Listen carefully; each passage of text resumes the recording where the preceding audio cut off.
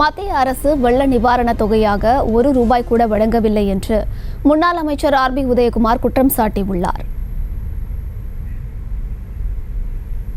மத்திய அரசு நம்மை மாற்றான மனப்பான்மையோடு இன்றைக்கு இந்த வெள்ள நிவாரண நிதி ₹1 கூட கொடுக்க மனமில்லாமல் இருக்கிறார்.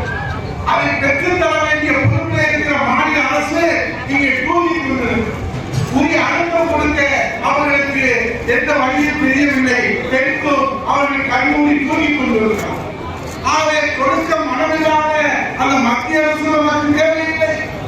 அதை பெற்று இந்த தமிழ்நாட்டு மக்களுக்கு வழங்கக்கூடிய அந்த தகுதியில்லாத இந்த மாநில அரசும் திமுக அரசும் நமக்கு தேவையில்லை. புரட்சி தலைவர் எடப்பாடி தமிழர் ஒரு பச்சை தமிழருடைய குரல் இந்த தமிழகத்துடைய உரிமைக்காக அங்கே குரல் எழுப்ப வேண்டும். செய்திகளை உடனுக்குடனும் துல்லியமாகவும் தெரிந்து கொள்ள சப்ஸ்கிரைப் பண்ணுங்க.